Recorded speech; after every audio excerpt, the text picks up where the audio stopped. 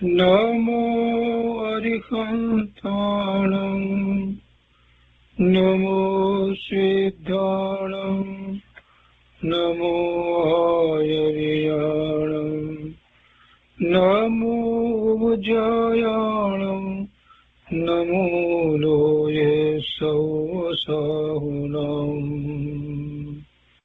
અસપંસનમોકારો સર્વપાવપનાશનો મંગલાણં ચ સૌવર્તે પરમં અવૈમંગલમ અજ્ઞાનતિમિરંધાનાં જ્ઞાનાંજનશલાકયા ચક્ષુન્મીલિतं येन તસ્मै શ્રીગુરુવે નમઃ મુખાદિવ્યાકુક્ષિરત્નં શબ્દજિતવર્યાત્મજં શ્રીરાજચन्द्रयहुं વन्दે તત્વલોચનદાયકં પ્રભુતત્વલોચનદાયકં.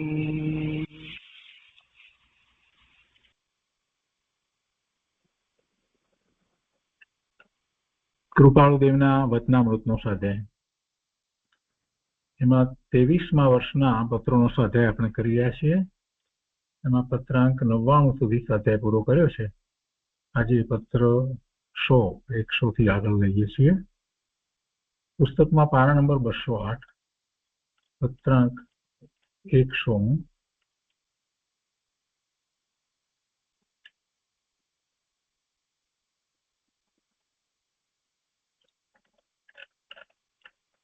કોની ઉપર લખાયો છે તે આમાં સ્પષ્ટ નથી.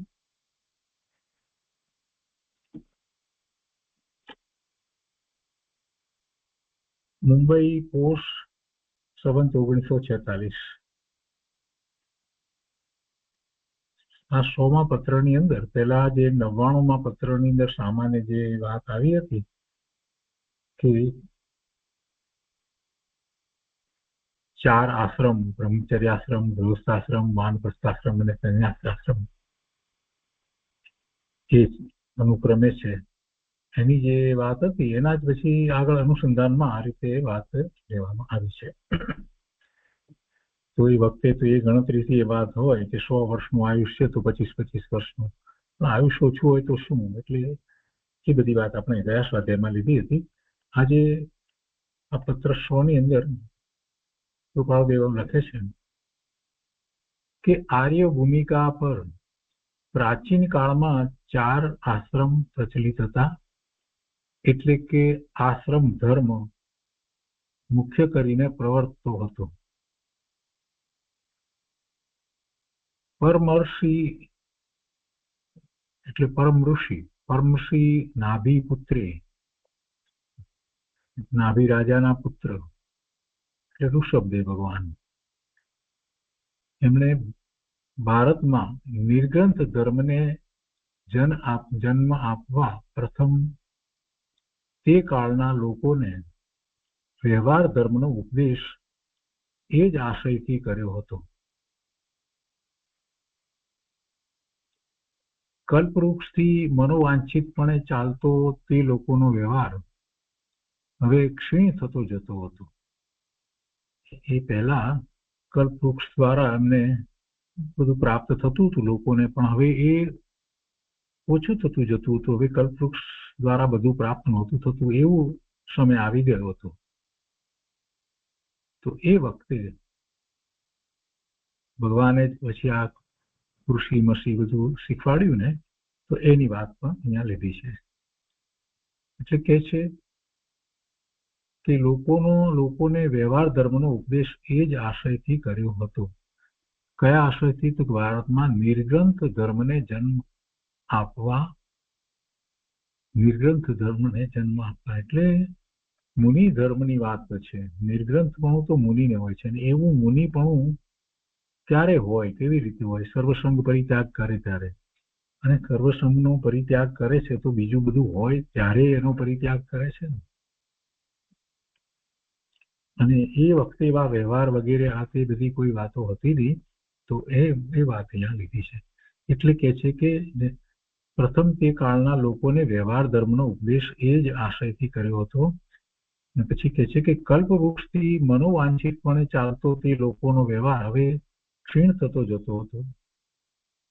તેઓમાં ભદ્રપણું અને વ્યવહારની પણ અજ્ઞાનતા હોવાથી કલ્પવૃક્ષની સમૃદ્ધિ ક્ષીણતા વેળા બહુ દુઃખ પામશે.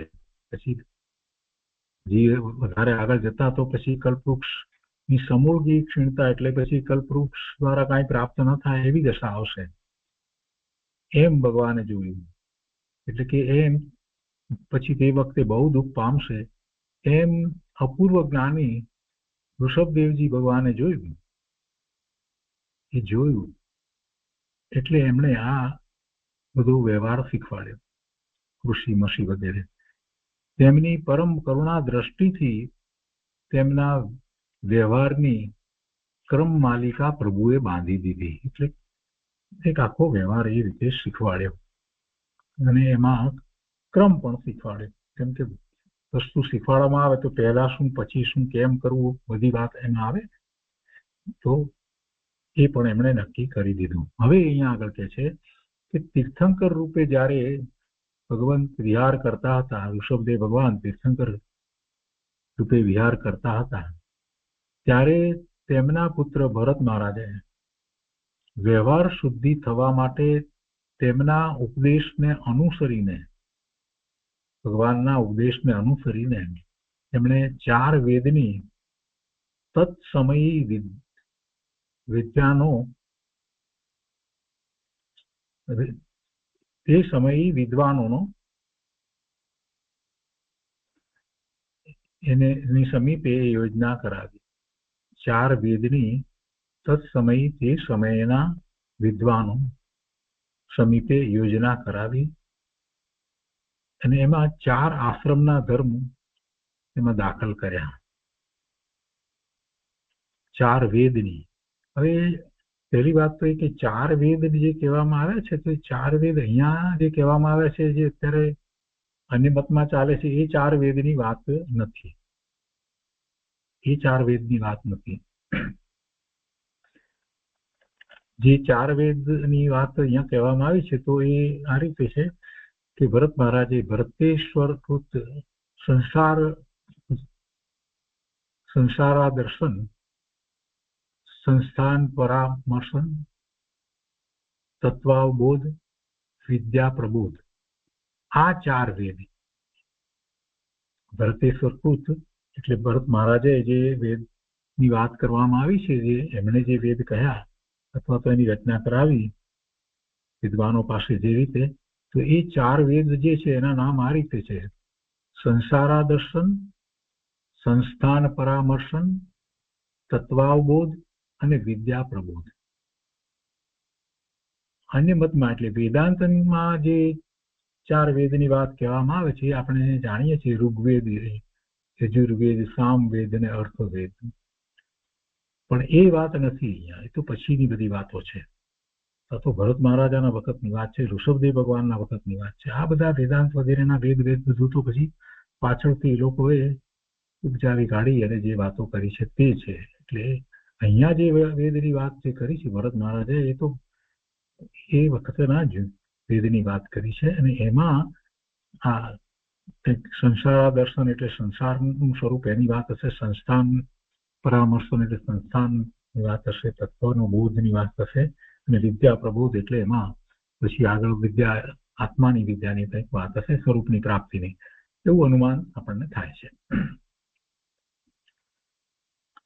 તો અહીંયા એ કહે છે કે તીર્થંકર રૂપે જ્યારે ભગવાન વિહાર કરતા હતા, ત્યારે તેમના પુત્ર ભરત મહારાજે વ્યવહાર શુદ્ધિ થવા માટે તેમના ઉપદેશને એટલે ભગવાનના ઉપદેશને અનુસરીને 4 વેદની તત્સમયી વિદ્વાનો સમીપે યોજના કરાવી.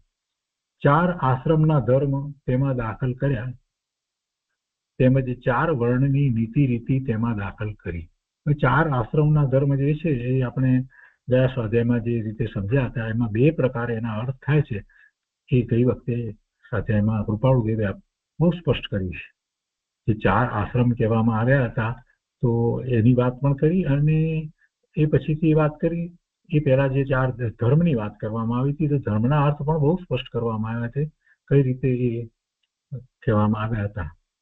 એ પુરુષાર્થ, 4 પુરુષાર્થ તો એ આપણે જાણીએ છીએ. ધર્મ, અર્થ, કામ, મોક્ષ, એના જે અર્થ થાય છે એ જૈન પ્રમાણે જે એમણે અર્થ કર્યા હતા એ પ્રમાણે લેવાના. અને 4 આશ્રમની જે વાત આપણે લીધી હતી ગઈ વખતે, તો એ આશ્રમની સામાન્ય એવી રીતે કે પહેલા આ હોય બ્રહ્મચાર્ય આશ્રમ, પછી ગૃહસ્થાશ્રમ, વાનપ્રસ્થાશ્રમ અને સંન્યાસાશ્રમ. પણ હવે એ વાત જે છે એ એટલી મહત્વની ન હતી. એ વાત પણ આપણે ગઈ વખતે સમજ્યા છીએ. કેમ કે કોઈ નાની ઉંમરથી જ એ 8 વર્ષની ઉંમરે જ સમ્યક દર્શન તો પ્રગટ કરી શકે છે જીવ. તો એ નાની ઉંમરથી જ સમ્યક દર્શન પ્રગટ કરી અને મુનિ દીક્ષા પણ ગ્રહણ કરી શકે. તેમાં આ બધી વાત ક્યાં આવે છે કે આ જ રીતે ક્રમમાં બ્રહ્મચર્યાશ્રમ, ગૃહસ્થાશ્રમ, વાનપ્રસ્થાશ્રમ, સંન્યાસાશ્રમ, એટલે એનું પણ મહત્વ એવું નથી. અને આજે હવે એ વાત આગળ અહીંયા જુદી રીતે જરા લીધી શકે છે કે આશ્રમના ધર્મ તેમાં દાખલ કર્યા, તેમજ 4 વર્ણની નીતિ રીતિ તેમાં દાખલ કરી. પરમ કરુણાથી ભગવાને જે લોકોને ભવિષ્ય ધર્મ પ્રાપ્તિ થવા માટે વ્યવહાર શિક્ષા અને વ્યવહાર માર્ગ બતાવ્યો હતો, તેમને ભરત મહારાજાએ આ કાર્ય કર્યું. આ રીતે એવી રચના કરાવી, તેથી યોજના કરાવી. તેથી બધાને જેને ધર્મ માર્ગમાં પ્રવેશવું એને માટે સુગમતા થઈ. વ્યવહાર માર્ગ બતાવ્યો તેથી. કેમ કે એ પહેલા તો બીજી કોઈ વાત હતી નહીં. કલ્પવૃક્ષ નીચે જઈ અને જે માગે તે મળે અને બસ, બીજું તો કાંઈ કરતા નહોતા, એવું આખું હતું.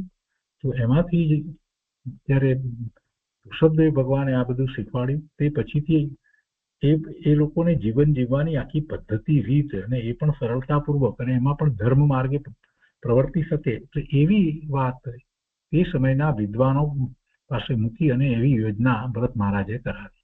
અને એને કારણે જેને ગૃહસ્થાશ્રમમાં રહીને ધર્મ કરવો છે એ પણ એ રીતે કરી શકે, અને મુનિ દીક્ષા ગ્રહણ કરવી છે એ રીતે એ કરી શકે. એ વાત છે, એ રીતે કરવા.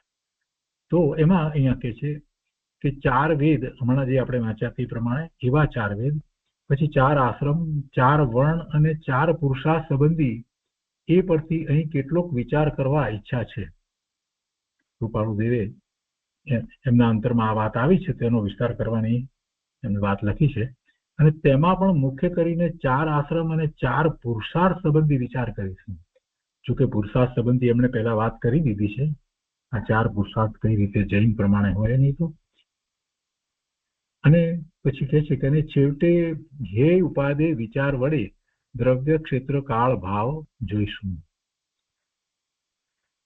4 વેદ, જેમાં આર્ય ગૃહ ધર્મનો મુખ્ય ઉપદેશ હતો, તે આ પ્રમાણે હતા.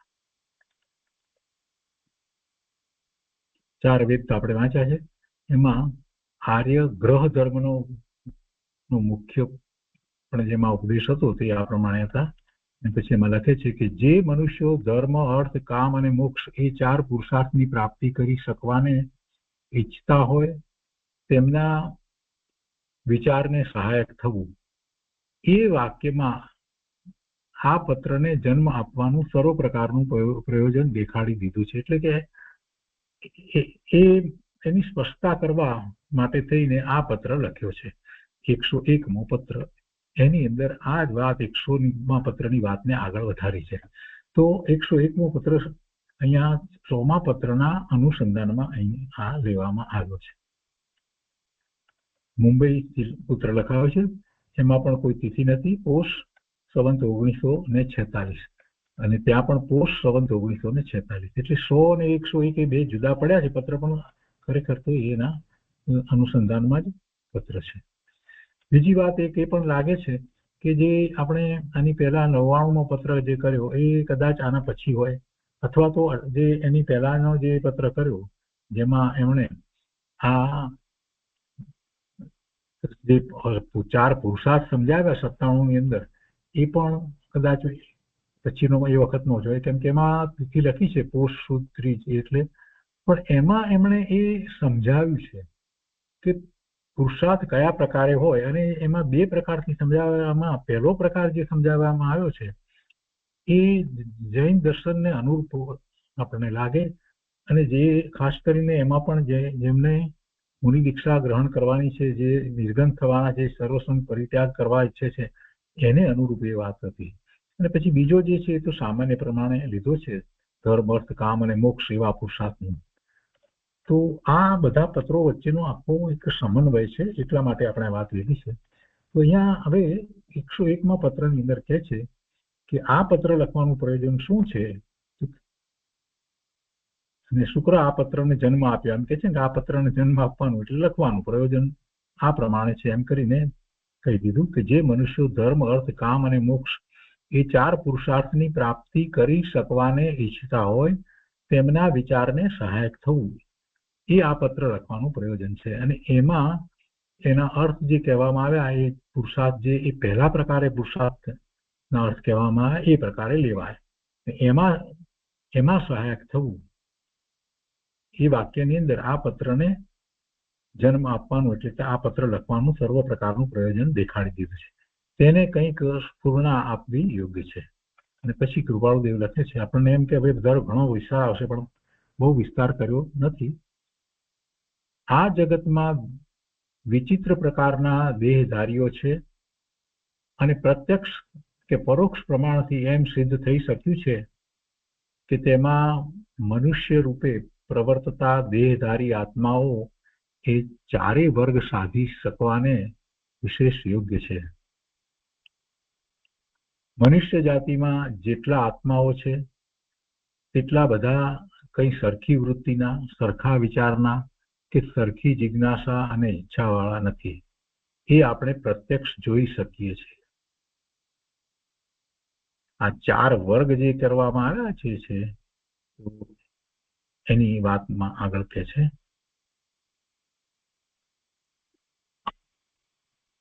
પ્રત્યેક સૂક્ષ્મ દ્રષ્ટિએ જોતા વૃત્તિ, વિચાર, જિજ્ઞાસા અને ઈચ્છાની એટલી બધી વિચિત્રતા લાગે છે કે આશ્ચર્ય. એટલે બધા જીવો સરખા નથી, એ પ્રમાણે મૂળ તો કહેવાનો આશય છે. અને એ આશ્ચર્યનું બહુ પ્રકારે અવલોકન કરતા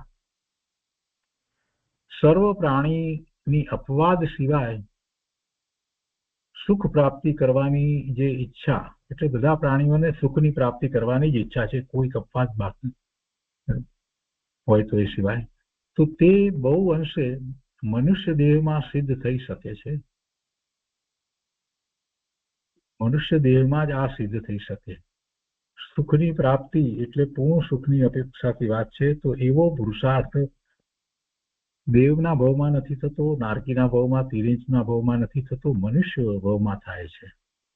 કેવળ જ્ઞાન મનુષ્યને થાય, કોઈ દેવને નથી થતું. એટલે એ આખો જે પુરુષાર્થ જે છે એ મનુષ્ય દેહમાં થઈ શકે છે. એટલે કહે છે કે તે બહુ અંશે મનુષ્ય દેહમાં સિદ્ધ થઈ શકે છે.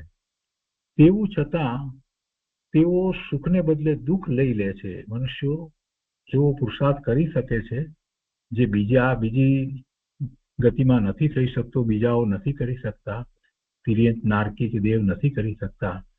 તો કહે છે કે એવું હોવા છતાં પણ આ મનુષ્યો સુખને બદલે દુઃખ લઈ લે છે, એમ માત્ર મોહ દ્રષ્ટિથી થયું છે. હવે આમાં આ વાત જે ધર્મ અને આ બધી જે વાતની છે એ વાત અધૂરી રહી. એટલે એ ઉપરથી મને એમ લાગે છે કે એના વિશે જે 98મા પત્રની અંદર જે વાત કરવામાં આવી છે એ આના પછી હોવું જોઈએ, અથવા તો એ બધું સાથે હોવું જોઈએ. કેમ કે ત્યાં એ વાત કરી દીધી છે. અહીંયા કહે છે કે કરવું છે, એટલે કંઈક આમાં બધાને ભેગા સાથે આપણે સંકલિત કરી અને જોઈએ તો આપણને ખ્યાલ આવે છે કે આ વાત છે. અને હજી પણ આગળ લખે છે અહીંયા પત્ર 102, એમાં તિથિ કે વગેરે કાંઈ નથી, અને આગળ લખ્યું છે ઓમ ધ્યાન. કે છે કે દુરંત તથા સાર વર્જિત, જેમાં સાર નથી તેવું, સાર વર્જિત જેમાં કાંઈ સાર નથી તેવું, દુરંત તથા સાર વર્જિત આ અનાદિ સંસારમાં ગુણ સહિત મનુષ્યપણું જીવને દુષ્પ્રાપ્ય અર્થાત દુર્લભ છે. ગુણ સહિતનું મનુષ્ય પણ જીવને દુર્લભ છે. આ સંસાર જે નિસાર છે અથવા તો સાર વર્જિત છે, તુરંત છે. હે આત્મન, તે જો આ મનુષ્યપણું કાકતાલીય ન્યાયથી પ્રાપ્ત કરી છે, તો તારે પોતામાં પોતાનો નિશ્ચય કરીને પોતાનું કર્તવ્ય સફળ કરવું જોઈએ. કાકતાલીય ના એટલે કાગનું બેસવું ને ડાળનું ભાંગવું, એ આપણે જે કહીએ છીએ એમાં એમ જ થઈ ગયું, કોઈ કારણ નહીં. તો એવી રીતે જો તને આ મનુષ્યપણું મળ્યું હોય, કાકતાલી ન્યાય પ્રમાણે તને પ્રાપ્ત થયું હોય, તે કાંઈ કર્યું નથી, કહીને મનુષ્યપણું એમ મળી ગયું એમ તું માનતો હોય, તો પણ કે છે કે તો તારે પોતામાં પોતાનો નિશ્ચય કરીને, પોતે કોણ છે, પોતે શુદ્ધ આત્મા છે એવો નિશ્ચય કરીને પોતાનું કર્તવ્ય સફળ કરવું જોઈએ. મનુષ્યપણું મળ્યું છે ને એટલે વાત કરે છે. આ મનુષ્ય જન્મ સિવાય અન્ય કોઈ પણ જન્મમાં પોતાના સ્વરૂપનો નિશ્ચય નથી થતો. આ કારણથી આ ઉપદેશ છે. આગળ લખે છે કે અનેક વિદ્વાનોએ પુરુષાર્થ કરવો એ આ મનુષ્ય જન્મનું ફળ કહ્યું છે. બધા જ મહાપુરુષોએ એ વાત તો કરી છે કે આવો મનુષ્ય જન્મ વારે વારે મળતો નથી, અને એને સફળ કરવો એનો અર્થ એ છે કે પોતાના સ્વરૂપને જાણી અને એની પ્રાપ્તિ માટેનો પુરુષાર્થ કરવો. અને એ મનુષ્ય જન્મની અંદર પૂર્ણ પુરુષાર્થ થઈ શકે છે. એટલે અનેક વિદ્વાનોએ પુરુષાર્થ કરવો એ આ મનુષ્ય જન્મનું ફળ કહ્યું છે. આ પુરુષાર્થ ધર્મ આદિક ભેદથી 4 પ્રકારે છે. પ્રાચીન મહર્ષિઓએ એક ધર્મ, બીજું અર્થ, ત્રીજું કામ અને ચોથું મોક્ષ એમ 4 પ્રકારનો પુરુષાર્થ કહ્યો છે. અને આ પુરુષાર્થમાં પ્રથમના 3 પુરુષાર્થ નાશ સહિત અને સંસાર રોગથી દૂષિત છે. ધર્મ, અર્થ, કામ એ 3 પુરુષાર્થ જે છે એ પુરુષાર્થ નાશ સહિત અને સંસાર રોગથી દૂષિત છે. એમ જાણીને સંસાર રોગથી દૂષિત છે એટલે એમાં હજી સંસાર તો રહે છે. અને એમ જાણીને તત્વોના જાણનાર જ્ઞાની પુરુષ અંતનો એટલે ચોથો પુરુષાર્થ મોક્ષનો પુરુષાર્થ કે છે જ્ઞાની પુરુષ અંતનો પરમ પુરુષાર્થ અર્થાત મોક્ષના સાધન કરવામાં જ યત્ન કરે છે. એ જ કરવા યોગ્ય છે. ચોથો પુરુષાર્થ જે કહેવામાં આવ્યો છે એ જ કરવા યોગ્ય છે. કોઈક જગ્યાએ એ વાતને પણ સ્પષ્ટ કરવામાં આવી છે કે ધર્મનો અર્થ થાય છે શુભ ભાવ. શુભ ભાવ એવો અર્થ કરવામાં આવ્યો છે. અને મોક્ષનો પુરુષાર્થ એટલે એમાં મોક્ષ માર્ગની શરૂઆત થાય છે, અને ત્યાં આપણે જે શબ્દ પ્રયોગ કરીએ છીએ કે ધર્મ ધ્યાન, તો ત્યાંથી ધર્મ ધ્યાન ચોથા ગુણસ્થાનથી શરૂ થાય છે, તો એ મોક્ષનો પુરુષાર્થ છે. એ ધર્મ ધ્યાન શરૂ થાય છે એ, અને અહીંયા જે પહેલો ધર્મ કયો છે એ બેમાં ફેર એમ સમજવાનું છે. અહીંયા જે ધર્મ કયો એ શુભ ભાવરૂપ છે, પછી અર્થ અને કામ. એટલે એ 3 પુરુષાર્થને એમ કહ્યું કે એ નાશ સહિત અને સંસાર રોગથી દૂષિત છે. એ સંસાર સહિતના પુરુષાર્થ છે. જ્યારે ચોથો પુરુષાર્થ છે એ મોક્ષનો પુરુષાર્થ જે છે એ જ જીવે કરવા યોગ્ય છે, અને એમાં જ શાશ્વત સુખની પ્રાપ્તિ થાય છે. એટલે એમ જાણી અને તત્વોના જાણનાર જ્ઞાની પુરુષો અંતનો પરમ પુરુષાર્થ અર્થાત મોક્ષ સાધન કરવામાં જ યત્ન કરે છે. કારણ કે મોક્ષ નાશ રહિત અવિનાશી છે.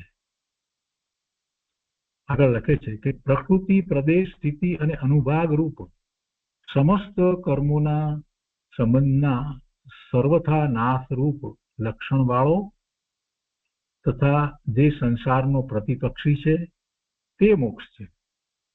મોક્ષ શું છે? મોક્ષ તો કર્મોના સંબંધના સર્વથા નાશરૂપ લક્ષણ વાળો છે. મોક્ષનો અર્થ શું છે કે જીવની એવી દશા કે જેમાં એને સમસ્ત કર્મોના સંબંધનો સર્વથા નાશ થાય, સર્વથા નાશ થાય.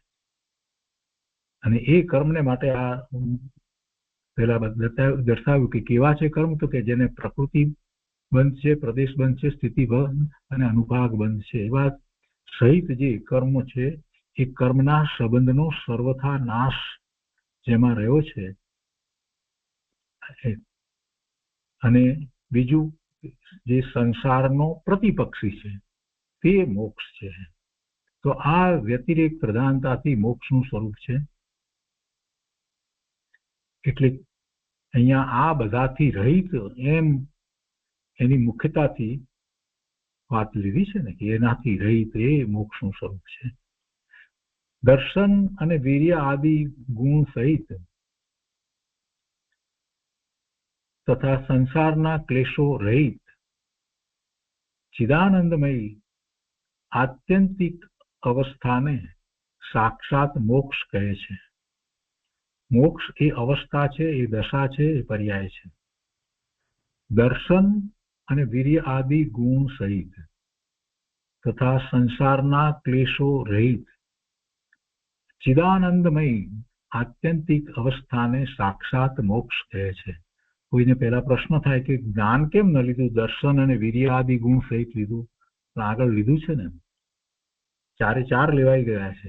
ચિદાનંદ એમાં લીધું એટલે એની અંદર જ્ઞાન અને આનંદ બે લીધા. આપણે કહીએ છીએ ને મોક્ષ થાય છે તો શું થાય છે? અનંત કેવળ જ્ઞાન થતા જ એને એ ભાવ મોક્ષની દશા થાય છે. ત્યાં જ એને અનંત જ્ઞાન, અનંત દર્શન, અનંત વીર્ય અને અનંત સુખ તો આનંદ પ્રગટ થાય છે. તો એ ચારેયને અહીંયા કૃપાળુ દેવે આ રીતે લીધા છે, દર્શન, વીર્ય અને પછી ચિદાનંદ. એની અંદર બંને આવી ગયા જ્ઞાન અને આનંદ. એટલે કહે છે કે દર્શન અને વીર્ય આદિ ગુણ સહિત તથા સંસારના ક્લેશો રહિત ચિદાનંદમય આત્યંતિક અવસ્થાને સાક્ષાત મોક્ષ કહે છે. આ અન્વય પ્રધાનતાથી મોક્ષનું સ્વરૂપ કહ્યું છે. આગળ કહે છે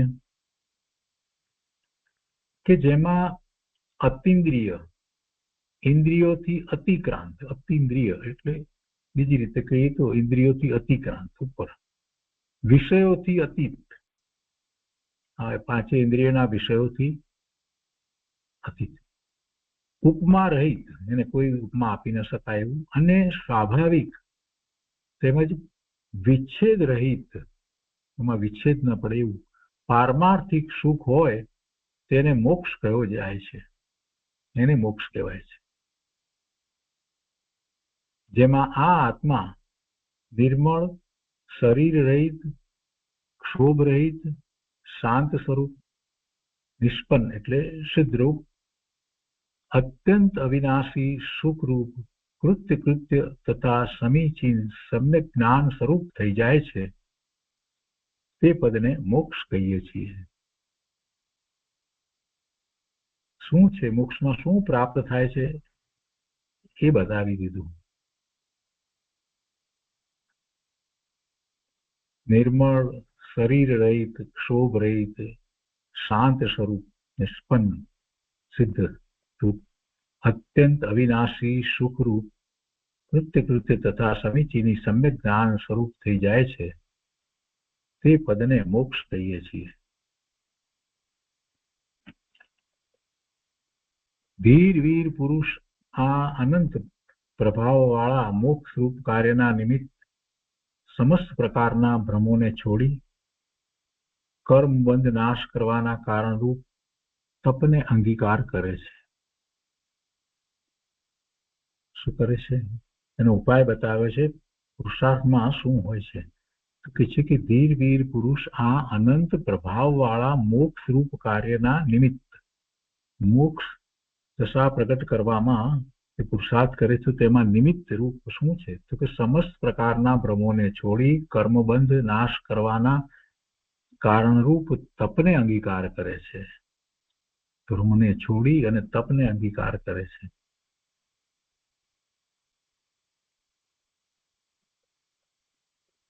જો આ મોક્ષરૂપ કાર્યના નિમિત્ત તરીકે અહીંયા તો લીધું છે, કેમ કે મોક્ષ કોનો થાય છે?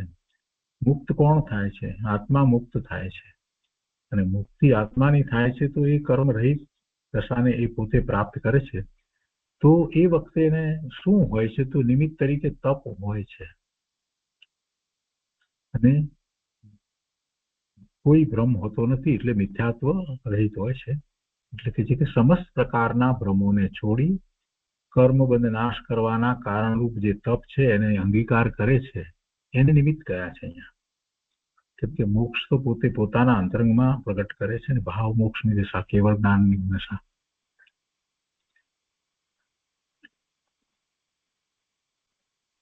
ત્રીજી સમ્યક દર્શન, જ્ઞાન અને ચારિત્રને મુક્તિનું કારણ કહે છે.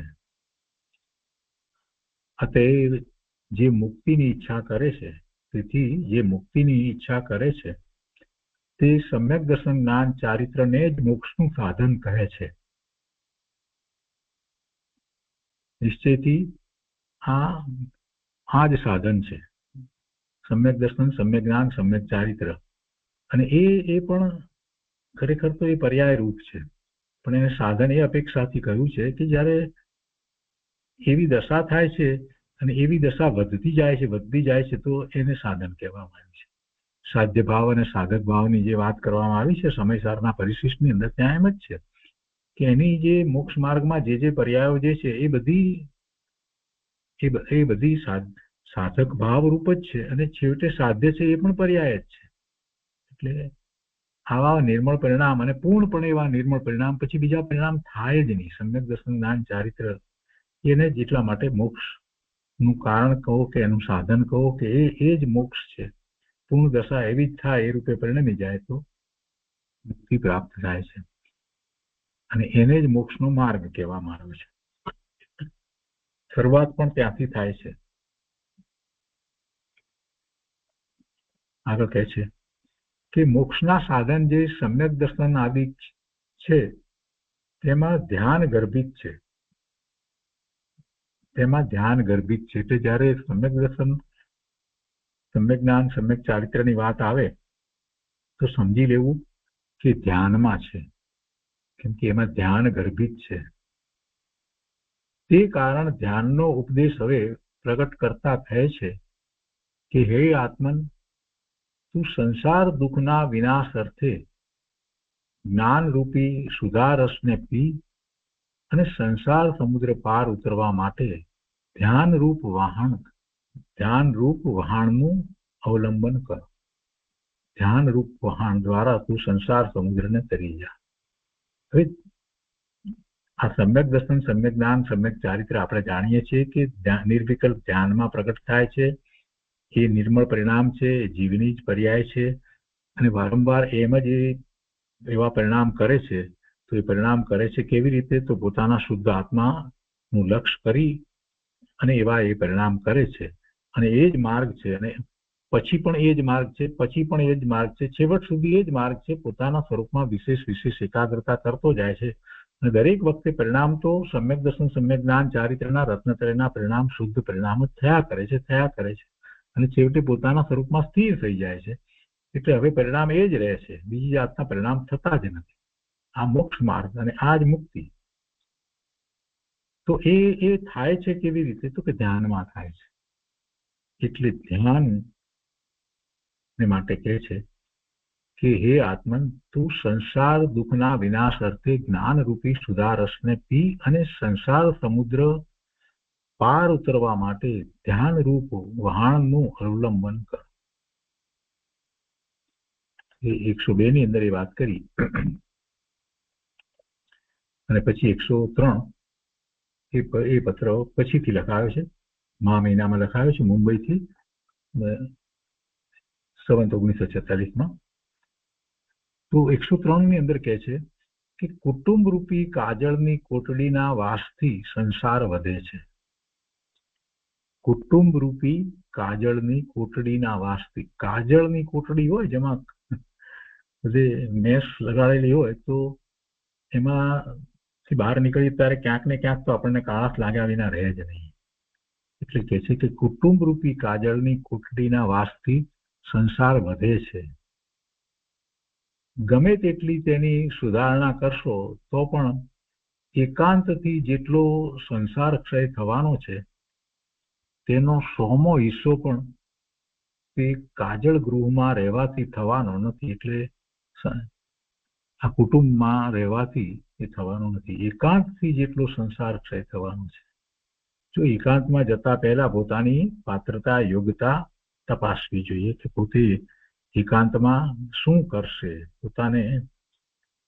પોતાને ખરેખર એકાંતની જરૂર છે, કુટુંબમાં રહ્યો છે અને એને હવે બીજી કોઈ જ વાતમાં જરાય રસ નથી રહ્યો અને એને કુટુંબમાં ચાલી રહેલી જે કંઈ સામાન્ય પ્રક્રિયાઓ જે કંઈ થઈ રહ્યું છે એના વિના એને ચાલશે, બીજાના સહયોગ સહવાસ વિના પણ એને ચાલશે. આ બધો જ્યારે નિર્ણય થયો ત્યારે જ એને એકાંતમાં જવું જોઈએ.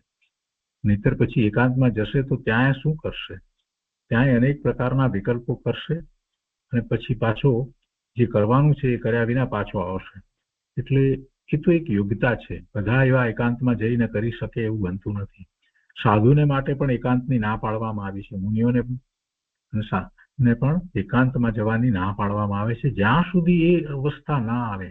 માત્ર ધ્યાન અને પોતાનું સ્વરૂપ, પોતાનો અભ્યાસ અને પાછું ધ્યાન, બીજા કોઈની જેમાં જરૂર જ ન લાગે એવી અદભુત દશા થઈ હોય અને બીજાના સંપર્કમાં રહેવાથી પોતાનો સમય જાણે કે વેડફાઈ જતો હોય, એને કારણે પોતાને દુઃખ થતું હોય, એવું જ્યારે થઈ જાય ત્યારે જ એકાંતમાં જવાય. એ સિવાય એકાંતમાં જવાથી કોઈ લાભ નથી. પણ જેની એવી દશા થઈ છે એને પછી એકાંતમાં જાય છે તો જ પોતાની સાધના પૂરી થાય છે. કહે છે કે કુટુંબ રૂપી કાજળની કોટડીના વાસથી સંસાર વધે છે. ગમે તેટલી તેની સુધારણા કરશો તો પણ એકાંતથી જેટલો સંસાર ક્ષય થવાનો છે તેનો 100મો હિસ્સો પણ તે કાજળ ગૃહમાં એટલે કુટુંબમાં રહેવાથી થવાનો નથી. કસાયોનું તે નિમિત્ત છે. કસાયનું તે નિમિત્ત છે. મોહને રહેવાનો અનાદિકાળનો પર્વત છે. આ કુટુંબને માટે કહે છે. કુટુંબ એટલે કુટુંબીજનોની વાત નથી, પણ પોતે કુટુંબમાં રહ્યો છે એટલે પોતાના ભાવ એવા છે.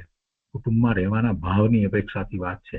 કોઈ વ્યક્તિની અપેક્ષાથી એમાં વાત નથી. કોઈ વ્યક્તિ કોઈના પરિણામ બદલી શકતું જ નથી.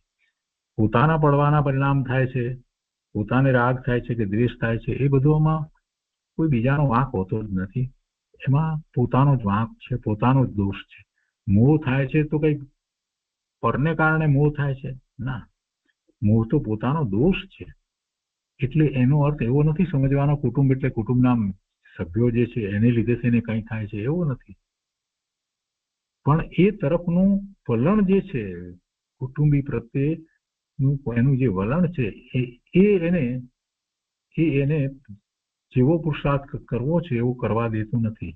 એટલે જ્યારે એને નિશ્ચય થઈ ગયો છે, શ્રદ્ધા થઈ ગઈ છે અને પછી વારંવાર એવો પ્રયત્ન કરે છે ત્યારે એ એકાંતમાં જઈ શકે.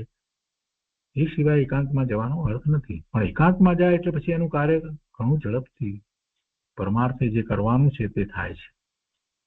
અને અહીંયા જે રહ્યો છે ત્યારે એને શું થાય છે કે એવા નિમિત્તો હોય છે બહારના બીજા બધા સાથેનો સંપર્ક વગેરે, એટલે ક્યારેક રાગ દ્વેષના ભાવ પરિણામ એવા થાય છે.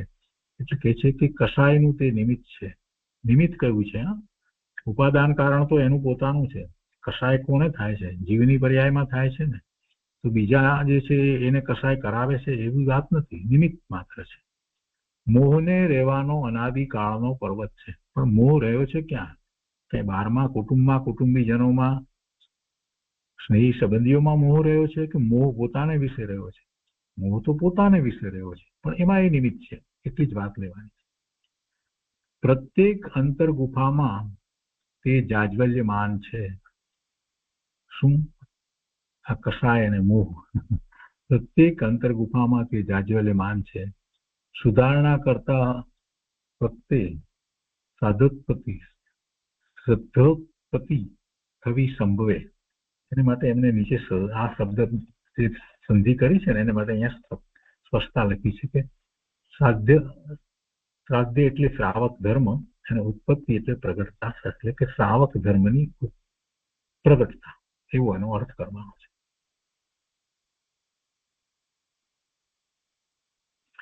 માટે ત્યાં અલ્પભાષી થવું, અલ્પહાસી થવું, અલ્પ પરિચય થવું, અલ્પ આવકારી થવું, અલ્પ ભાવના દર્શાવવી, અલ્પ સહચારી થવું, અલ્પ ગુરુ થવું, પરિણામ વિચારવું, એ જ શ્રેયસ્કર છે.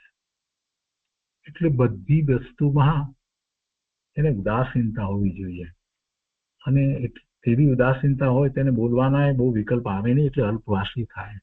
શું આ તે બધું એને હોય નહીં, પરિચય બીજા વધારે નહીં, અલ્પ પરિચય, અલ્પ આવકારી, બધાને આવકારવા ને બધાને સાથે મળવું ને અલ્પ ભાવના દર્શાવવી, બીજા પ્રત્યે જે કંઈ ભાવના દર્શાવતો હોય જે રીતે શુભેચ્છાઓ વગેરે, તો એ બધું અલ્પ ભાવના એટલે એ. અને અલ્પ સહચારી, કોઈની સાથે વારંવાર મિત્ર સાથે કે બીજા સાથે કુટુંબીમાં કોઈની સાથે એના સહચરમાં જ રહેવું, તો કે બધું ઓછું કરવાનું. અને પછી છેલ્લે તો એ પણ લખ્યું છે કે અલ્પ ગુરુ થવું, મોટા પણ થવું નહીં, અને પોતાના પરિણામ કેવા થઈ રહ્યા છે એનો વિચાર કરવો, પરિણામ વિચારવું, એ જ શ્રેયસ્કર છે. તો એ 103 ની અંદર એ વાત કરી. અને પછી 104 ની અંદર કહે જે છે, તો એ પત્ર કોઈની ઉપર લખાયો છે.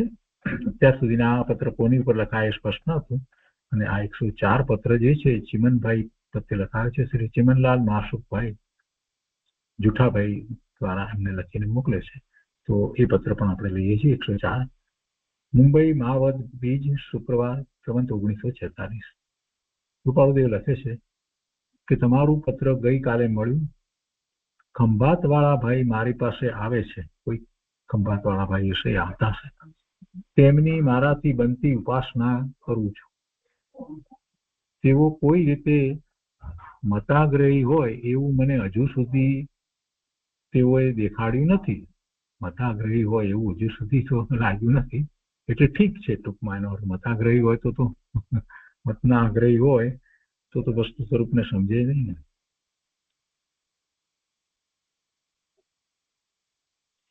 જીવ ધર્મ જિજ્ઞાસુ જણાય છે. પછી કે છે ખરું કેવલી ગમે, એટલે કે અત્યારે મને એ જીવ ધર્મ જિજ્ઞાસુ જણાય છે, બાકી તો કેવળી પરમાત્મા જાણે, ભગવાન જાણે. એ ભાઈ કેવા છે એ માટે લખે છે. તમારી આરોગ્યતા ઈચ્છું છું. તમારી જિજ્ઞાસા માટે હું નિરુપાય છું. વ્યવહાર ક્રમ તોડીને હું કંઈ નહીં લખી શકું, એ તમને અનુભવ છે. તો હવે કાં પૂછાવો? કોઈક એવી વાતો હશે, કંઈક લૌકિક કંઈક વાતો હશે, કંઈક પ્રકારની કંઈક વાતો હશે. તો એ અમુક વસ્તુના ઉત્તરો કૃપાળુદેવ નહોતા આપતા, એ વાતમાં પડતા જ નહીં. એવા પ્રશ્નોના ઉત્તરો ના આપતા. આનું કેમ થશે ને અમારું આ માટે અમારે શું કરવું ને કેમ કરવું ને, એવા બધા જે જીવને પોતાના વ્યક્તિગત પ્રતિકૂળતાના જે પ્રસંગો હોય એને ટાળવા માટે, માર્ગદર્શન માટે જે કંઈ પૂછતા, એના ઉત્તરો કૃપાળુદેવ નહોતા આપતા. સૌભાગભાઈને પણ આપ્યો ન હતો ને. સૌભાગભાઈને આર્થિક સંકળામણ હતી, તે હતી, છતાં એ સંબંધી કાંઈ પૂછ્યું હશે તો કૃપાળુદેવે એનો ઉત્તર નહોતો આપ્યો. એટલે એવું જ કંઈક અહીંયા હશે. એટલે કહે છે કે તમને તો ખબર છે, તો પછી શા માટે બધું પૂછાવો છો? તમારી આત્મચર્યા શુદ્ધ રહે તેમ પ્રવર્તજો. આ કરો, કરવા જેવું તો આ છે. તમારી આત્મચર્યા શુદ્ધ રહે તેમ પ્રવર્તજો.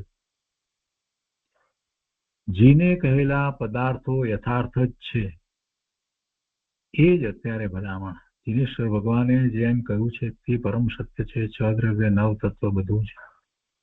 અને આ જે કંઈ રચનાકર જે કહેવામાં આવે છે, લોકને, લોકનો વિસ્તારને, સ્વર્ગને, નરકને, એ બધાની બાબતમાં કેટલાને વાંધા છે, કેટલા એને વિરોધ છે, કેટલાક એને માનતા નથી.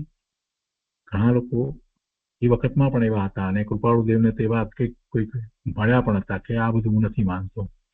અને પછી કૃપાળુદેવે એને કહ્યું કે સારું, તમે નથી માનતા તો કંઈ વાંધો નહીં, નરકને નથી માનતા, પણ તમે એવા પાપ કરો ને ધારો કે નરક હોય તો તમે એમ કે કેટલું મોટું જોખમ લો છો, કેટલું મોટું રિસ્ક લો છો. નથી માનતા કરી અને પછી જો તમે પાપમાં ચાલ્યા જાઓ તો પછી એ હશે તો તમારું શું થશે? નરકમાં કે તિર્યંચમાં ચાલ્યા જશો તો. એ રીતે પણ સમજાવ્યું છે એમને. કેમ કે એ વખતમાં પણ એવા લોકો હતા કે જે આ બધાને નહોતું માનતા. અત્યારે પણ કેટલાય બુદ્ધિમાનો પોતાની જાતને બુદ્ધિમાન સમજે છે કે આ બધી વાતને નથી માનતા. કૃપાળુદેવ કહે છે કે જીને કહેલા પદાર્થો યથાર્થ જ છે, એમ જ છે, એમ જ છે, એમ જ છે, એ જ અત્યારે ભલામણ છે. એમાં કાંઈ શંકા કરવા જેવું નથી. જગતનું સ્વરૂપ ભગવાને જેવું પ્રકાશ્યું છે તેવું જ છે. જીવનું સ્વરૂપ જેવું ભગવાને પ્રકાશ્યું છે તેવું જ છે. અને એવું માની સ્વીકારી અને પછી એ જ પ્રમાણે ભગવાને જે રીતે પુરુષાર્થ કર્યો એ પ્રમાણે પુરુષાર્થ કરી અને અનંત જીવો મોક્ષે ગયા છે. તો આજનો સ્વાધ્યાય આપણે અહીંયા સુધી રાખીએ છીએ, 104 પત્ર સુધી.